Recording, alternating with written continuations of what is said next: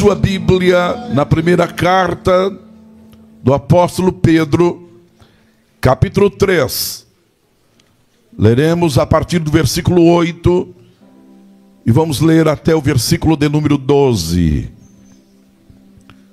Glória a Deus. Estamos numa noite muito fria e a previsão é que esta semana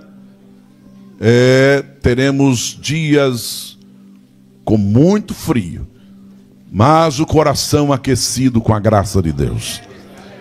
Glória a Deus. Se você encontrou primeira carta de Pedro, capítulo 3, versículo 8, diga amém. Eu estarei lendo na Nova Almeida Atualizada. Diz o texto: finalmente, tenham todos o mesmo modo de pensar, sejam compassivos, fraternalmente amigos, misericordiosos, humildes, não paguem mal com mal, nem ofensa com ofensa. Pelo contrário, respondam com palavras de bênção, pois para isto mesmo vocês foram chamados, a fim de receberem bênção por herança. Pois aquele que quer amar a vida e ter dias felizes, refreie a língua do mal e evite que os lábios falem palavras enganosas. Afaste-se do mal e pratique o bem, busque a paz e empenhe-se por alcançá-la, porque os olhos do Senhor repousam sobre os justos e os seus ouvidos estão abertos às suas súplicas, mas o rosto do Senhor está contra aqueles que praticam o mal. Amém? Tome assento, por favor. Meus amados, esta carta escrita por Pedro, este líder da igreja primitiva. Pedro foi uma liderança muito importante na igreja primitiva. Ele andou com Jesus, ele caminhou com Jesus. Digo aos irmãos que a liderança de Pedro é tão significativa e forte na igreja primitiva, quando Paulo precisou de algumas orientações, ele foi para Jerusalém e ficou 15 dias com Pedro. Ficou 15 dias com Pedro porque Pedro tinha argumento. Pedro viveu com Jesus, caminhou com Jesus por mais de 3 anos.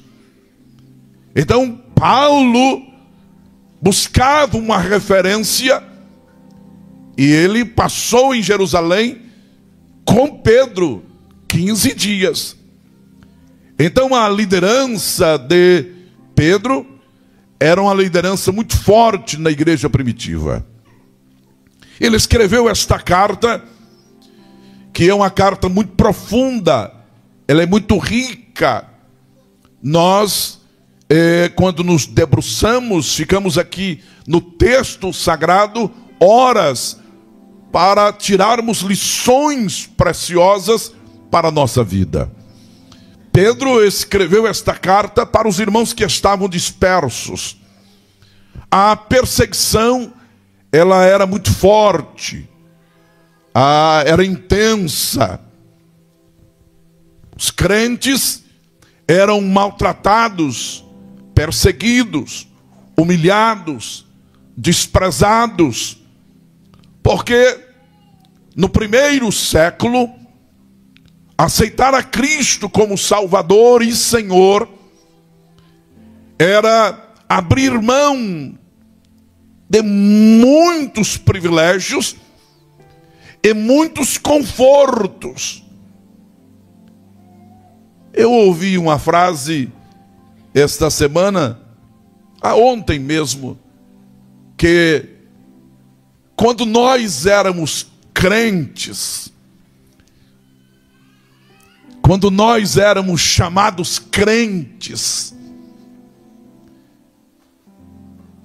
toda palavra que saía dos lábios do pastor era como um ensino apostólico.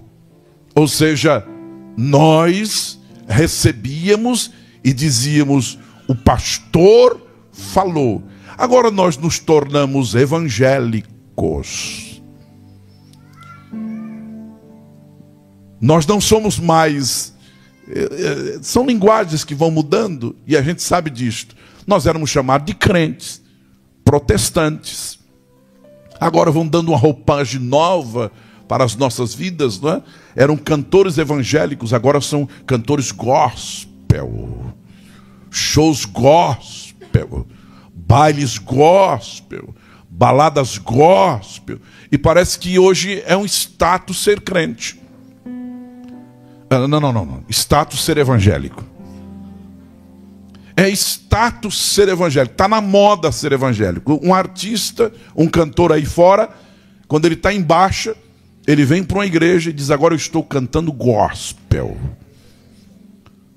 E as nossas igrejas, muitas das nossas igrejas, pegam estes porque tem um nome na mídia, traz para o púlpito para promovê-los. E eles, quando crescem novamente, eles abandonam a fé e vão para o mundo de novo. Mas, no primeiro século, quando se convertiam, eram crentes, protestantes. Eram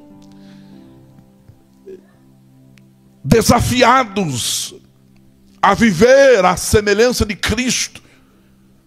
Por isso, eles foram chamados de cristãos, porque eram semelhantes a Jesus. E no primeiro século, aceitar a Cristo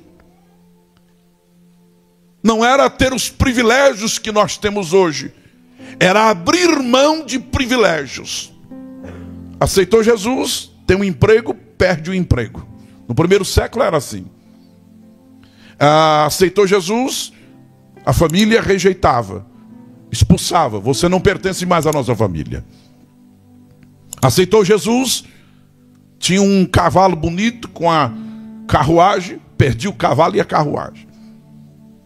Aceitava Jesus, perdia a casa. E é isso que Paulo, o escritor aos Hebreus, fala-nos, que os crentes, eles eram espoliados. Mas com alegria e satisfação, eles perdiam os seus bens, porque eles tinham convicção que tinham um tesouro melhor e permanente na eternidade. Então, quando Pedro escreve essa carta, ele escreve para esses irmãos que estão sofrendo, para esses irmãos que estão dispersos, que estão fugindo, estão longe das famílias, longe dos lares, perderam o emprego, perderam o aconchego do lar, porque abraçaram Jesus.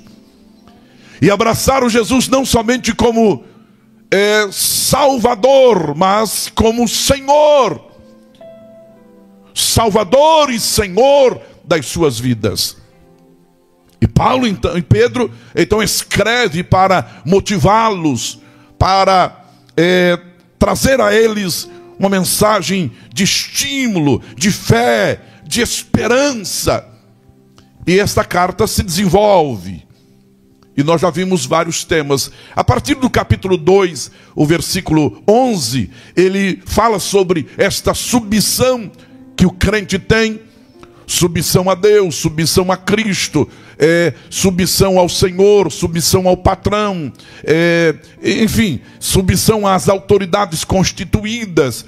E aí entra no capítulo 3, falando da submissão que a mulher tem ao esposo e do amor que o esposo deva ter com a sua esposa. E a partir do versículo 8, ele fala sobre o amor fraternal, e ele faz um resumo da vida cristã.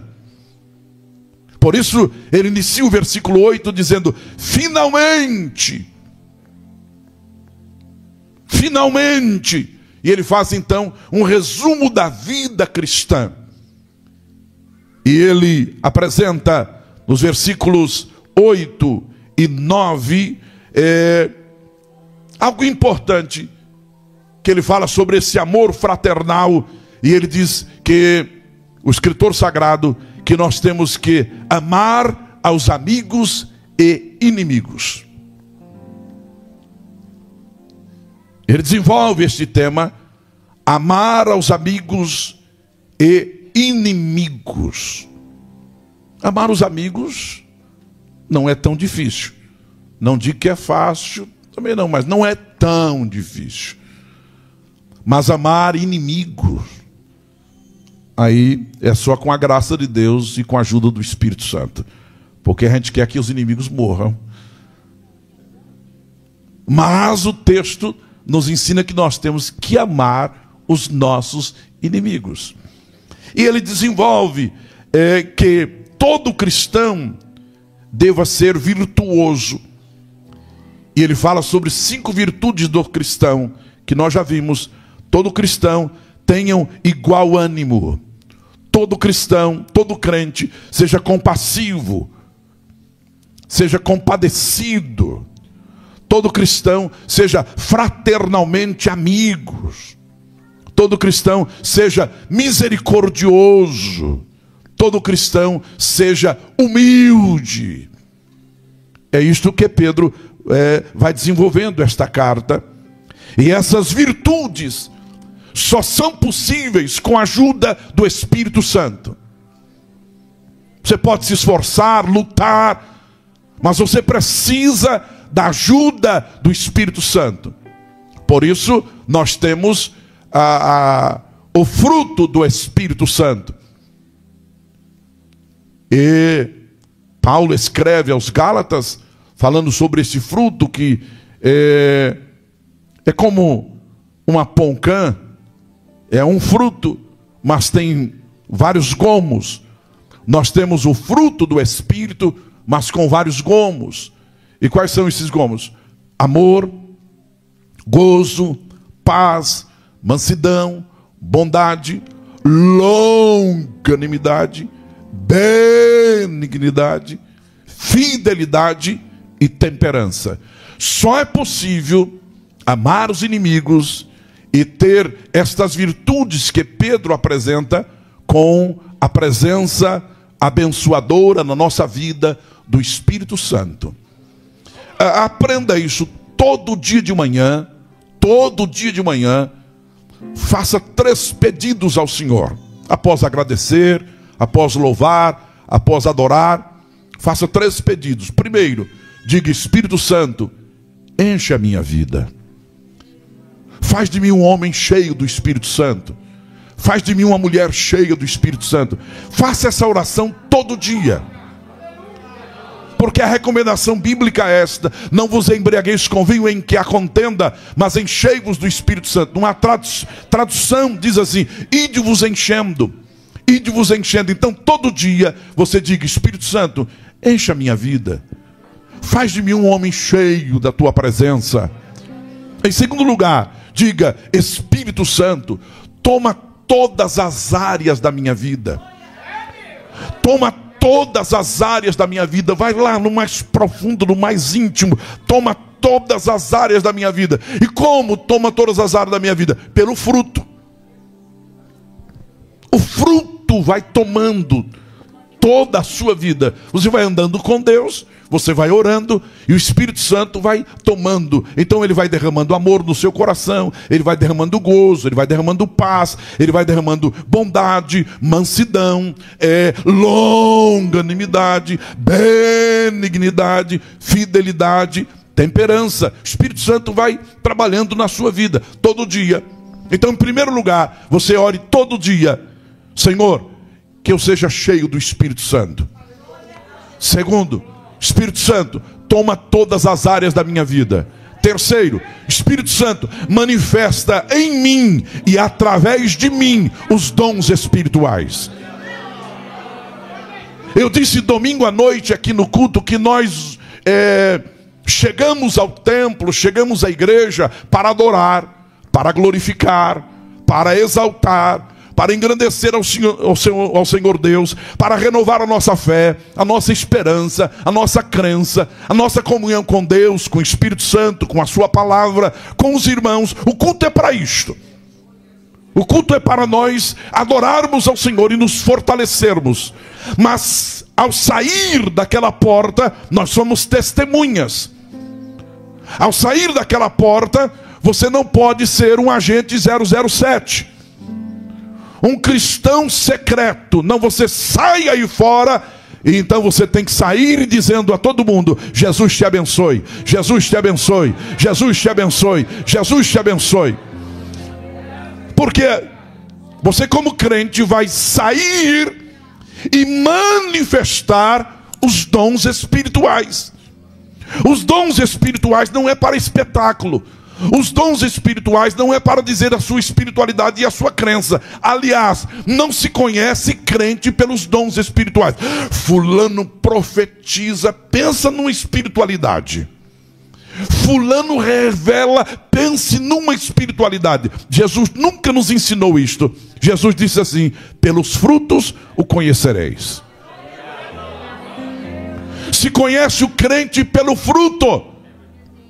Agora, os dons espirituais, a palavra da ciência, a palavra da sabedoria, a fé, os dons de curar, operação de maravilhas, variedade de línguas, interpretação de línguas, discernimento de espírito e profecia, é para você desenvolver o ministério cristão. Quando você sai do templo, aí os dons se manifestam em você e através de você.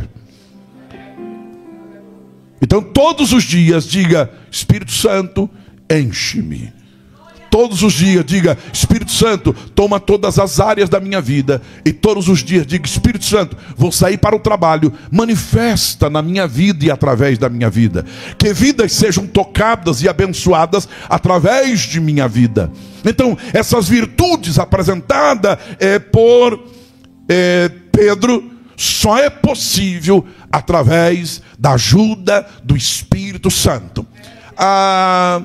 Esse irmão não vai ficar bravo não, mas dá um toquinho nele assim e diga: sem Jesus você não é nada.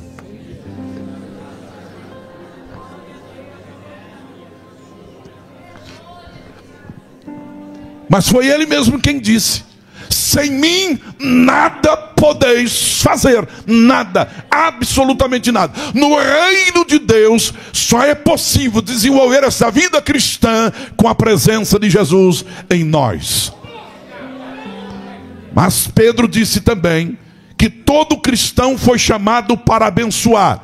Diga comigo: eu fui chamado para ser bênção. Diga: eu fui chamado para ser bênção. Você precisa ser bênção na sua casa. Você precisa ser bênção lá na sua família. Você precisa ser bênção no seu trabalho. Você precisa ser bênção lá na sua escola. Onde você mora, habita, está, vive, caminha, fala, conversa, você precisa ser bênção. Nós fomos chamados para sermos bênçãos. Aleluia. Nós fomos chamados para sermos bênçãos. Onde nós somos plantados, nós crescemos e vamos abençoando quem está à nossa volta. Fomos chamados para amar e abençoar. Todo cristão receberá a salvação eterna como herança. Aleluia. Herança nós recebemos a salvação, e esta salvação é eterna. Nós somos crentes, não é para ficar rico. Nós somos crentes, não é para ganhar dinheiro. Nós somos crentes, não é para ter casa com 500 metros quadrados com sauna e piscina. Nós somos crentes, não é para ter um carro 0 quilômetro, não. Se chegar é bênção. Se tiver uma casa com 500 metros com sauna e piscina, convido o pastor para ir lá na sauna, não é? Mas isso é maravilhoso. Mas nós não somos crentes para isso. Nós somos crentes para a eternidade, para o céu. E nós vamos desfrutar da eternidade com Deus. Amém? E aí, a partir do versículo 10, Pedro diz: amem a vida. Diga: eu preciso amar a vida. Diga: eu preciso amar a vida. Veja o texto, versículo 10. Pois aquele que quer amar a vida e ter dias felizes, refreie a língua do mal e evite que os lábios falem palavras enganosas. Afaste-se do mal e pratique o bem, busque a paz e empenhe-se por alcançá-la. Pedro, meus irmãos, ele cita o Salmo 34, versos 12. Se você quiser acompanhar comigo, por favor. Salmo 34 é o que Pedro está citando. Os escritores sagrados, eles citavam texto do Antigo Testamento para corroborar com as suas palavras, com aquilo que queria ministrar. Salmo 34, versos 12, 13, diz o texto, até o 15: quem de vocês ama a vida e quer longevidade para ver o bem? Refreia a língua do mal e os lábios de falarem palavras enganosas. Afasta-te do mal e pratique o bem. Procura a paz e empenhe-se por alcançá-la. Os olhos do Senhor repousam sobre o justo e os seus ouvidos estão abertos ao seu clamor. Percebam, os irmãos, que são as mesmas palavras que Pedro escreveu. Então, Salmo 34 veio à mente de Pedro quando ele está escrevendo esta carta. Eu creio numa inspiração divina, e ele então registra e coloca as mesmas palavras do salmista. Aquele que quer amar a vida e ter dias felizes, refreie a língua, evite que os lábios falem palavras enganosas. Afaste do mal, pratique o bem, busque a paz e empenhe-se por alcançá-la. Então Pedro usa o mesmo texto. O que ele está querendo falar com os irmãos é que o sofrimento, as angústias da vida e as batalhas da vida não devem levar o cristão a desistir da vida. O cristão não pode desistir da vida, porque a vida é um dom de Deus. O cristão tem que tomar a decisão de amar a vida e ver que há felicidade em cada dia que Deus dá. Há dias, e Paulo falou sobre isto, há dias maus, há dias difíceis, mas nós temos o dom da vida. Mesmo nos dias maus, mesmo nos dias ruins, mesmo nos dias tenebrosos, nós temos a convicção de que o Senhor está conosco. E precisamos amar a vida. O cristão não pode viver moribundo. O cristão não pode viver cabisbaixo. O cristão não pode viver frustrado. O cristão não pode viver reclamando da vida. Oh vida, vida, oh vida. O cristão não pode viver assim, reclamando de tudo, se queixando de tudo. Se queixa do travesseiro, se queixa do colchão, se queixa da cama, queixa do chuveiro, queixa do quarto, queixa da casa, queixa do emprego, só que se queixando, e não percebe que está vivo. Você está vivo. E a vida é um dom de Deus. Então agradeça ao Senhor pela vida. Louve ao Senhor pela vida. Você pode levantar a sua cabeça aí, cabeça, levanta a cabeça aí. Levanta a cabeça. Faça assim, ó. Tô vivo. Tô vivo. É o Senhor quem te deu a vida. É o Senhor quem te deu este dom e ele é precioso. Então valorize, desfrute da vida, porque os dias maus passam, as noites tenebrosas passam, as dificuldades passam, toda a tempestade passa, o sol sempre volta a brilhar para o crente. Por isso o salmista, no Salmo 34, que Pedro cita, no verso 1, ele diz: bendirei ao Senhor em todo o tempo. O seu louvor estará sempre nos meus lábios. Quer viver bem? Bendiga ao Senhor em todo o tempo. Louve ao Senhor em todo o tempo. O texto diz: bendirei ao Senhor em todo o tempo, em tempos bons, em tempos difíceis, em tempos ruins, em tempos chuvosos, em tempos tenebrosos, quando o sol está brilhando, quando o sol está escondido. O seu louvor estará sempre nos meus lábios. Dias felizes, meus irmãos, não significa dias sem sofrimentos e tribulações, pois todos os dias da nossa vida nós somos acompanhados pela bondade e a misericórdia do Senhor. Ainda que eu andasse pelo vale da sombra da morte, não temeria mal algum, porque tu estás comigo, a tua vara e o teu cajado me consolam. Certamente que a bondade e a misericórdia me seguirão todos os dias da minha vida. Aleluia.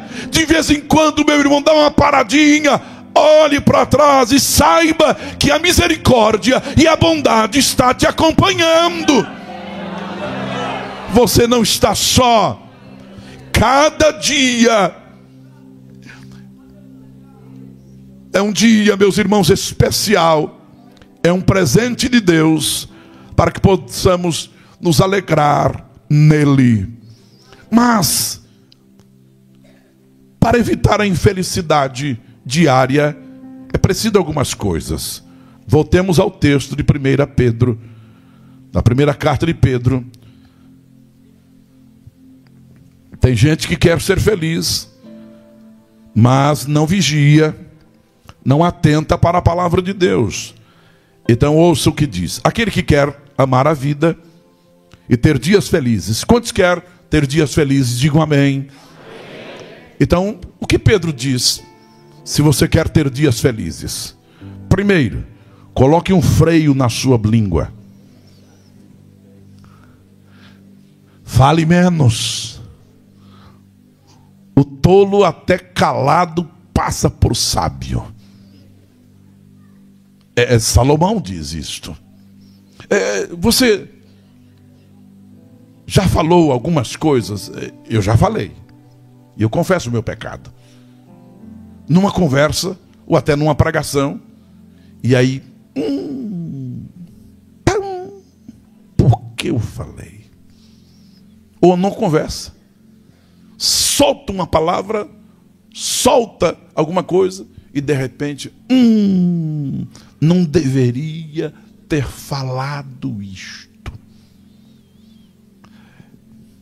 E aí não dorme à noite. Quase todos os pastores, eu acho que já enfrentaram isso, dirigindo igreja. Dá uma pregação e fala alguma coisa na pregação, aí vai para casa, não dorme à noite, e rola para lá, rola para cá, e não dorme, e fica pensando: será que o povo vem no próximo culto? Que bobagem que eu falei. Aleluia, tenha misericórdia, Senhor. E aí fica crente os 3 dias orando, pedindo a Deus misericórdia. Senhor, tenha... Por quê? Ou você nunca falou isso? Se você nunca falou, eu vou pedir para Jesus te arrebatar já. Porque nós falamos. Mas Pedro diz, ele está dizendo: coloque freio na sua língua. Veja o texto: aquele que quer amar a vida e ter dias felizes, refreie a língua do mal, fale menos. Observe o que você fala, porque a língua reflete a pessoa. O coração, a boca fala do que o coração está cheio. Já sentou perto de alguém, só bobagem, só bobagem, só bobagem? O coração só está cheio de bobagem, bobagem, bobagem. Você senta perto do outro, é só futebol, só futebol, só futebol. O coração está cheio de futebol, futebol, futebol. Senta perto de outro, é só Bolsonaro, Bolsonaro, Bolsonaro. Não tem problema não, nós vamos votar nele. Mas já vi gente assim, sentou perto, Bolsonaro, Bolsonaro, Bolsonaro, Bolsonaro. O coração está cheio de Bolsonaro. Agora, há outros, você senta perto, vai conversar, é Jesus, é Jesus, é Jesus. Ele está cheio daquilo. Nós temos um irmão nosso, membro da igreja, serve ao Senhor conosco. Chega perto dele, é discipulado, discipulado, discipulado, porque o coração dele está cheio de discipulado, discipulado, discipulado. É o que está transbordando dentro dele. Então, quando ele fala, é isto. Quando você xinga lá em casa, todo mundo sabe que o seu coração está cheio desses palavrões, dessas palavras mal faladas, esses gritos.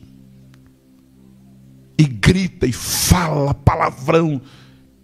Como eu fui criado num ambiente que eu nunca ouvi meu pai falar um palavrão, nem minha mãe falar um palavrão, eu aprendi, não falo palavrão.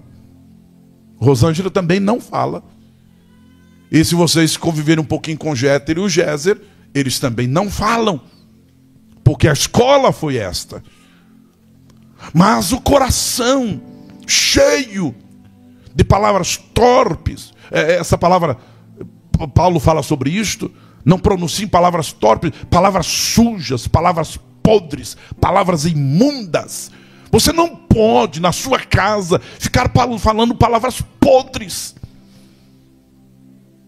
Você não pode expressar para o seu esposo, para a sua esposa, para os seus filhos, palavras estragadas.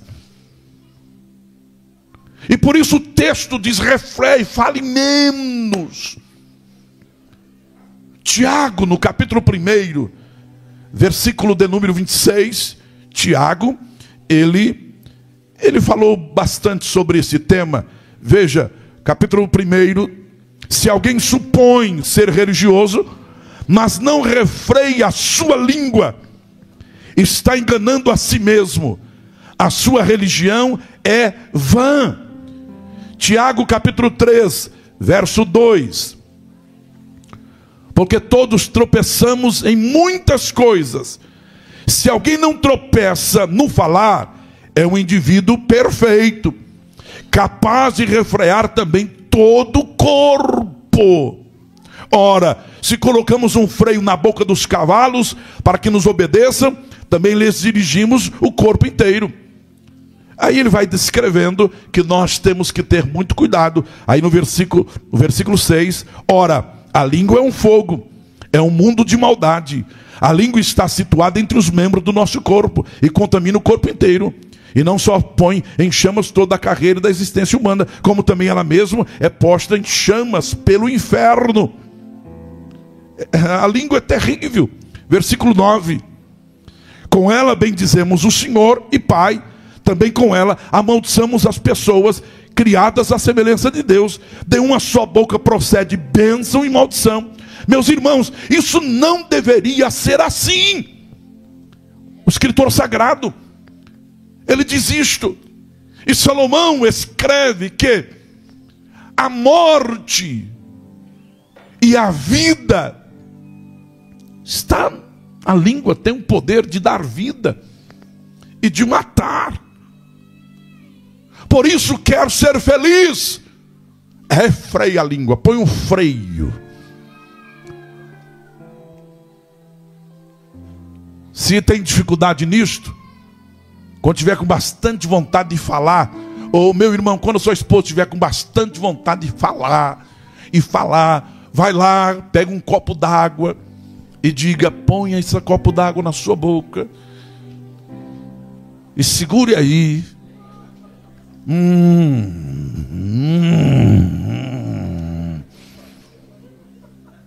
E diga: foi o pastor que determinou.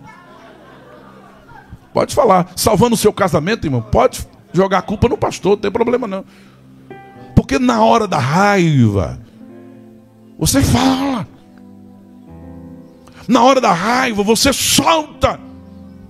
E a palavra lançada é como flecha, não volta mais. E aí fere, machuca e causa problemas seríssimos.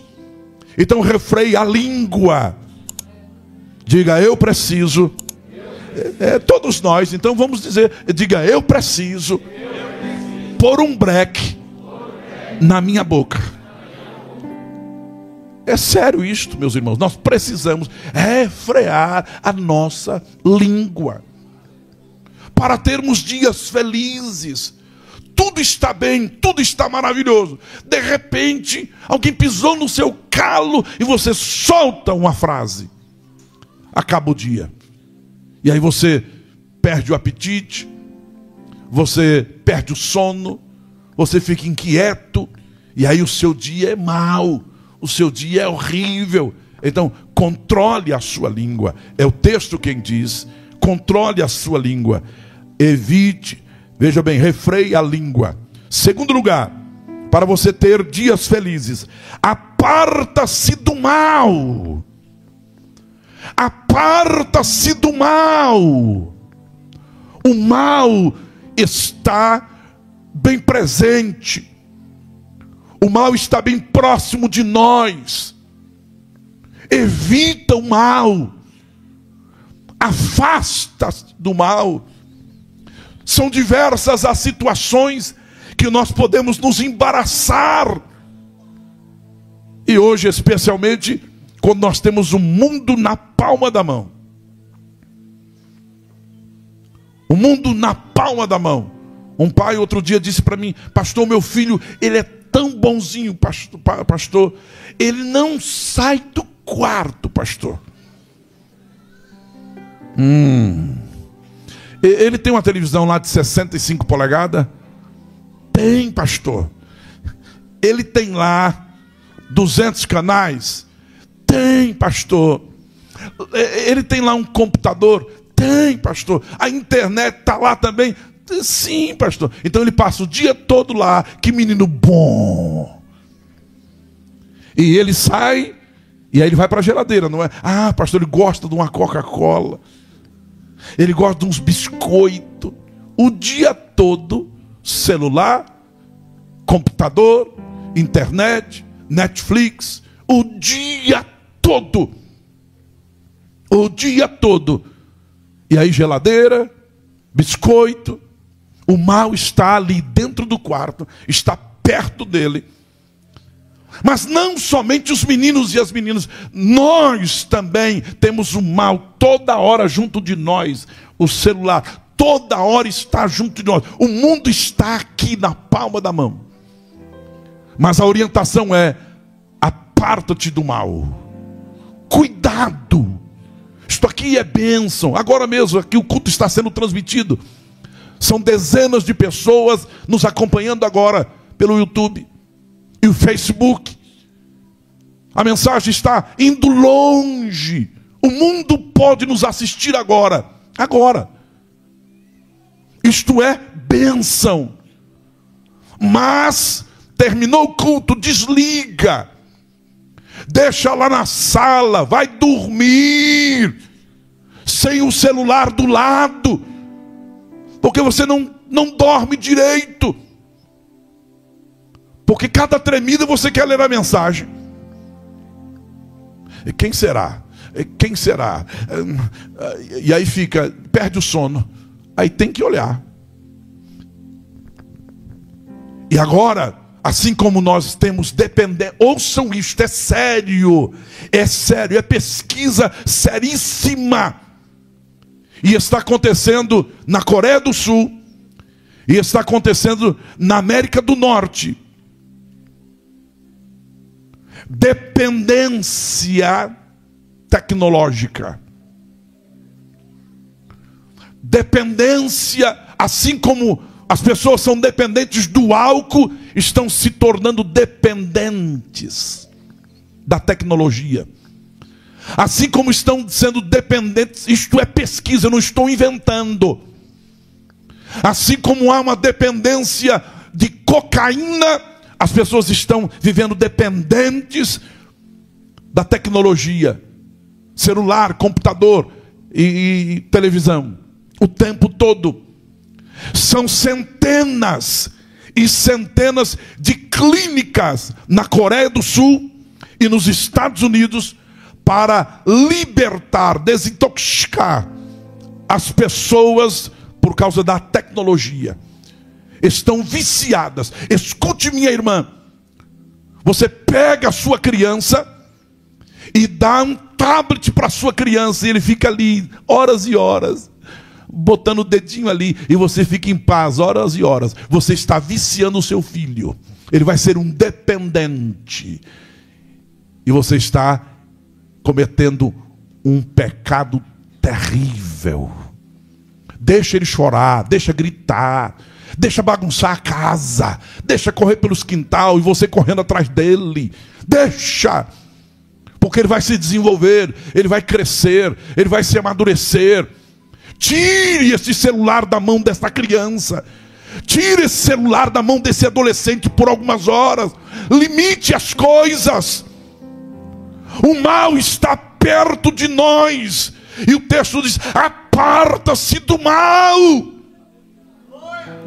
Aparta-se do mal. Famílias sendo destruídas. Famílias sendo destruídas por causa deste vício na internet. Um dia um irmão chegou para mim e disse: pastor, minha esposa chega do trabalho e vai lá para o quarto direto para o computador.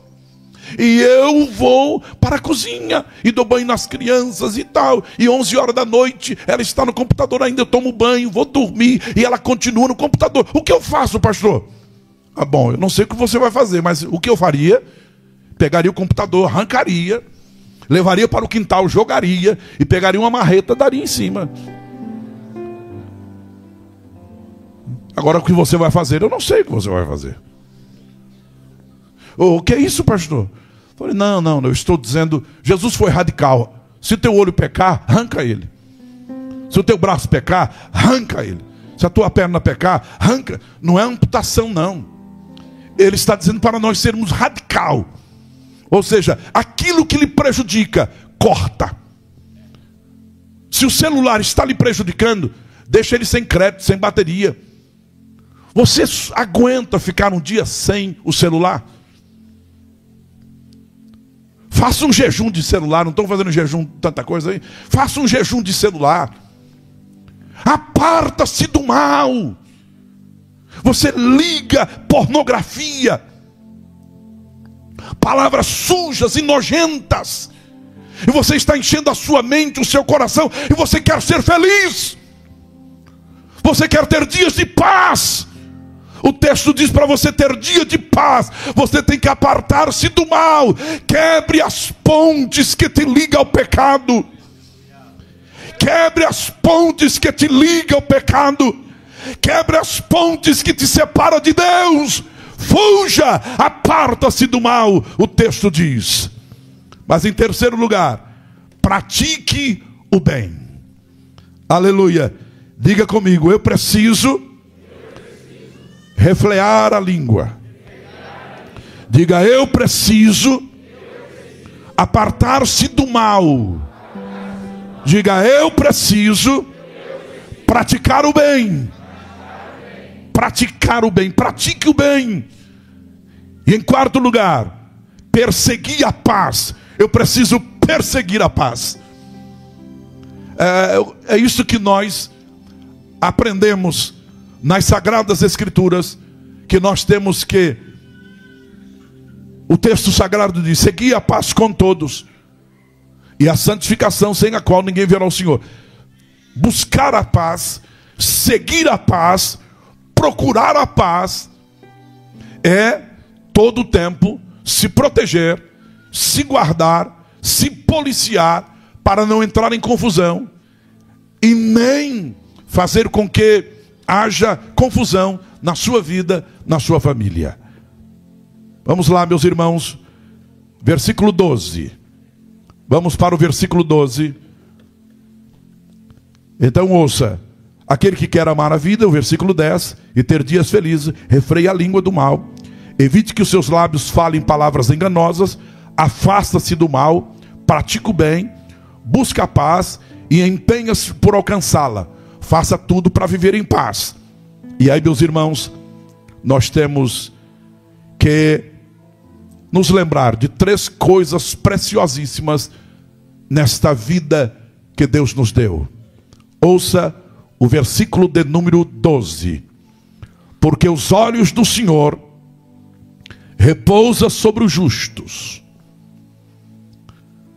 Os seus ouvidos estão abertos às nossas súplicas. Mas o rosto do Senhor está contra aqueles que praticam o mal. Preste atenção. Então, na jornada da vida, nós temos tribulações, nós temos angústias, temos perseguições. Então, o que Pedro está dizendo: você tem a vida, que é um dom de Deus.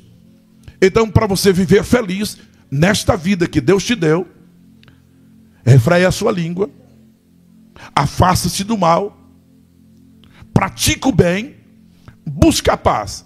E lembre-se de 3 coisas importantíssimas. Versículo 12. Deus vê nossas tribulações. Veja o versículo de número 12, a primeira parte.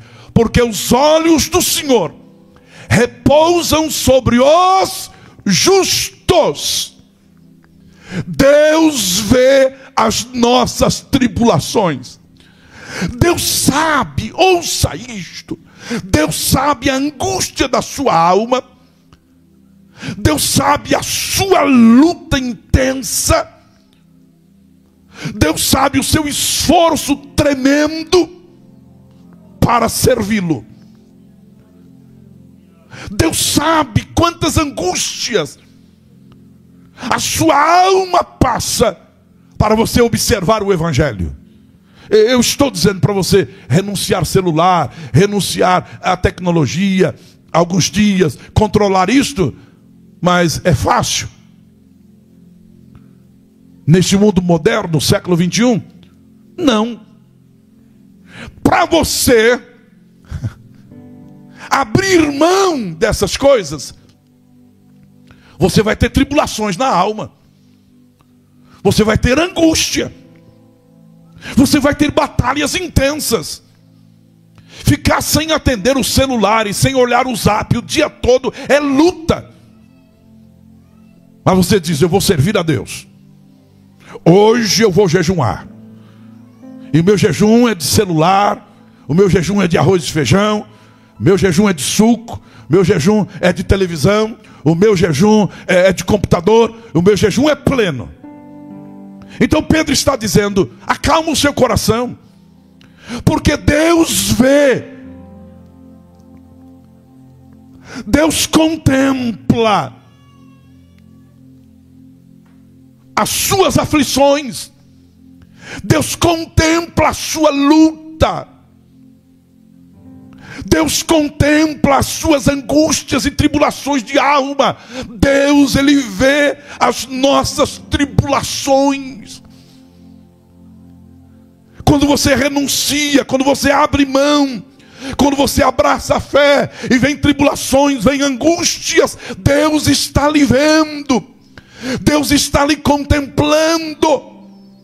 Porque, meus amados irmãos, as tribulações fazem parte da vida cristã. Se falaram para você que servir a Jesus era estar numa colônia de férias, mentiram para você. Se falaram para você que servir a Jesus era estar numa praia, lá no Ceará, debaixo de uma árvore, tomando água de coco, mentiram para você. Porque a vida cristã é um chamado ao sofrimento. Ouça isto. Não dá nem para dar glória a Deus. Porque você foi chamado para servir a Jesus. E assim como o mundo odeia Jesus, ele vai te odiar também.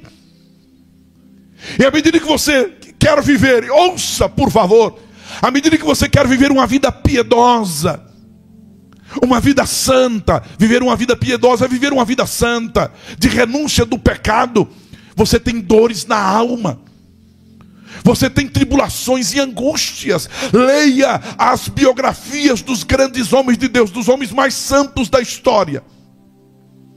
Eles tinham lutas e angústias na alma. Leia a biografia de Paulo. O bem que eu quero fazer eu não faço. Há um mal que está em mim, porque é uma luta.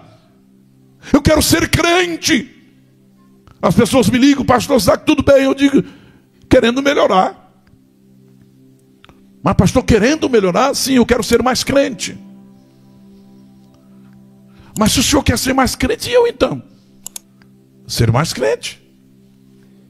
Mas quando nós desejamos isto, há lutas interiores, são tribulações na alma. Mas o texto diz que Deus vê. Os olhos do Senhor, eles repousam. Eu gosto dessa versão, NAA. Os olhos do Senhor repousam sobre o justo. Está doendo, tem angústias, tem tribulações, mas saiba que os olhos do Senhor estão repousando sobre a sua vida. O salmista cantou dizendo, palavras do Senhor: os meus olhos procurarão os fiéis da terra. Então há lutas, há angústias e há tribulações, porque esse é o nosso chamado. Romanos capítulo 5, por favor. Romanos capítulo 5, a partir do versículo 1. Romanos capítulo 5. Veja o texto sagrado. Justificados, pois, mediante a fé, temos paz com Deus,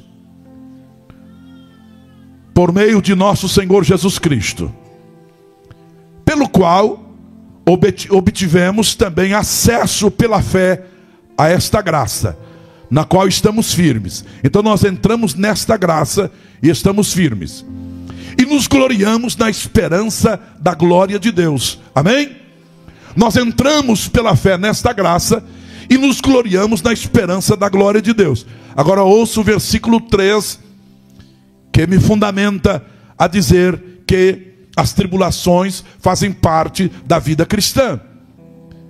E não somente isto, mas também nos gloriamos nas tribulações, sabendo que a tribulação produz perseverança, paciência, e a perseverança, a paciência produz experiência, e a experiência produz esperança.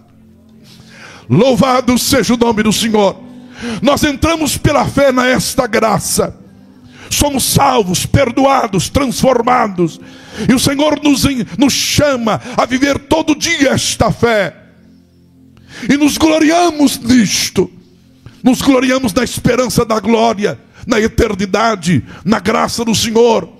Mas o texto diz que que nesta caminhada nós entramos em tribulações, e a palavra diz, e não somente isso, mas também nos gloriamos nas tribulações, lutas. Ouça, meu irmão, se você tem muito dinheiro no bolso, você tem lutas. E se você não tem dinheiro no bolso, você tem lutas. Se você tem saúde, você tem lutas. Quando você está doente, você tem lutas. Quando você está empregado, você tem lutas. Está desempregado, também tem lutas. Porque nós temos lutas que diz respeito à nossa vida cristã. Não é a questão de ter dinheiro ou não ter dinheiro, ou as circunstâncias que nos cercam, ou o momento que nós vivemos. Nós somos crentes, e por servirmos a Jesus, nós temos tribulações na alma. Só que essas tribulações produzem dentro de nós, aleluia, perseverança, experiência, esperança, aleluia. E a esperança não traz confusão. Louvado seja o nome do Senhor. Aleluia. Deus vê nossas tribulações. Então diga comigo: Deus vê as minhas tribulações. Então dê um sorriso e olhe para as pessoas que estão no seu lado e diga: Deus vê as suas tribulações. Deus vê. Deus vê. Mas não só vê, Deus ouve as nossas orações. Aleluia! Porque os olhos do Senhor repousam sobre os justos. Amém? Mas não só isto, os seus ouvidos estão abertos às suas súplicas. Deus te ouve. Aleluia, aleluia. Então ouça, meu irmão, por favor, e digo com amor no coração, digo com respeito e com sentimento, quando vier a tribulação, porque ela vem para grandes e pequenos, ricos e pobres, negros e brancos, vermelhos e amarelos. Tribulações vêm para todos, angústias de alma vêm para todos. E quando essas lutas surgirem, não murmure, não questione, não reclame. Não. Se você puder, você ora. Senão você fica caladinho e fica só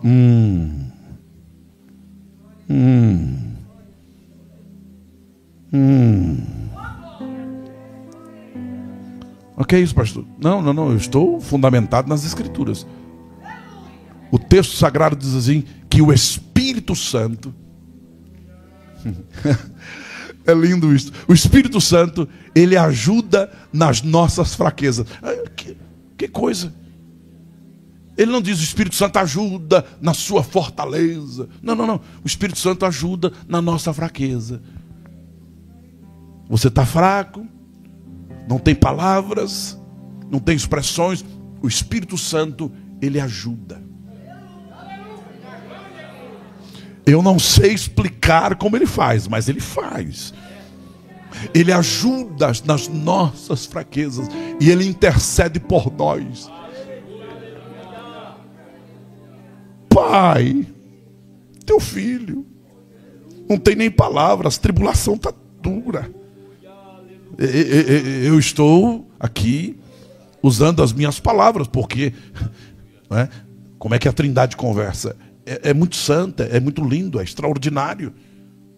Mas o Espírito Santo, ele intercede. O texto diz, irmãos, o crente tem dois intercessores.